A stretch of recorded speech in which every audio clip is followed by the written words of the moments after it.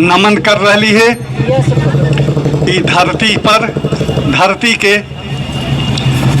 आज के मगही चौपाल के अध्यक्ष लालू जी और दर्शक दीर्घा और मंच पर बैठल सभे साथीगण सबके सादर नमन। आज जौन समय में हमनी गुजर रही है वो संकटकालीन समय है। एकरा में बहुत सा चीज़ बहुत तेज़ी से बदल रहा है। डिजिटल क्रांति आवे के चलते हमनी के लइकन बहकल चलल जाइत हत पश्चिम के हवा में, और ओकर प्रभाव के रूप में जे चीज़ हमनी के त्यागे के चाही वो चीज़ जबरन हमनी के घर में घुसल चलल जाइत है, जबरदस्ती। आज वही समय में हमनी के फिर अपन काम के सोचे और विचारे के जरूरत आ गई। आज अपन पहचान, अपन मातृभाषा के पहचान, अपन घर परिवार के संस्कार बचावे के चिंता सवार हमनी के ऊपर हो गए है। अब सूते के जरूरत न है, अब जाग जाए के जरूरत है और अपन सब चीज़ बचावे के जरूरत है। न बचेबा तो सब चीज़ गड़बड़ा जाए। तो आज सरकार हमनी के उपेक्षा करीब 78 वर्ष से करीत आवी थे। मगही के आंदोलन के शुरुआत 1951 से ही शुरू हो गया है, जब संविधान के 8वीं अनुसूची में मगही भाषा ना आयल।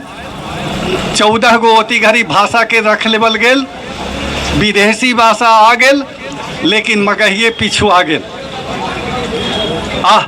ओती घड़ी से श्रीकांत शास्त्री जी और बहुत सा विद्वान लोग हलथिन, वो आंदोलन के दामन थामलन और आज 78 वर्ष से हमनी लड़ित झगड़ी चलल आवी थी।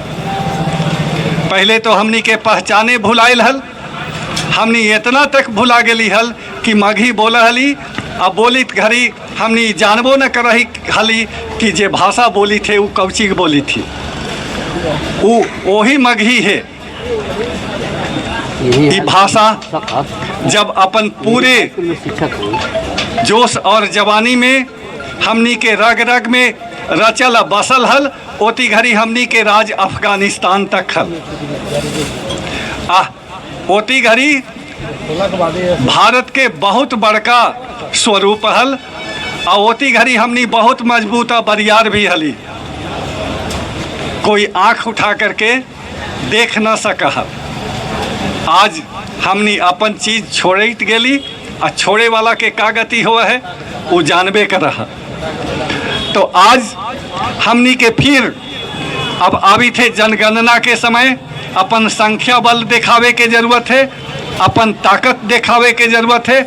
ओती घड़ी जाग के, और 1927 में जब मास्टर साहब गांव में आयतन जनगणना करे, 2027 में गलती हो गई, तो 2027 में आयतन मास्टर साहब, तो ओती घड़ी मातृभाषा के कॉलम में मगही लिखावे के जरूरत है। और मगही लिखावे से हमनी के संख्या बढ़त। मगही भाषा बोले वाला के संख्या करीब 5 करोड़ है, और बिहार के 10 जिला में और झारखंड के 7 जिला में। एकरा अतिरिक्त कुछ लंका में, सुरीनाम में, मॉरिशस में, गुयाना में, सब जगह मगही के बोले वाला के संख्या है। और हमनी सब यही संख्या बल दिखावे के जरूरत है।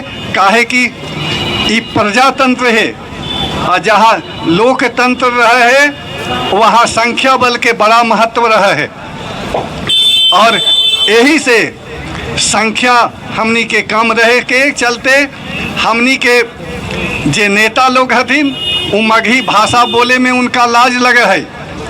विधानसभा संसद में अपन आवाज़ उठावे में उनका अच्छा न लगे। तो अब एहू जागे के जरूरत है कि अपन जे नेताजी अब वोट मांगेला उनका एहू कहे के जरूरत है कि भाई मगही के बात कहिया उठेबा और संविधान के अष्टम अनुसूची में कहिया जायत मगही।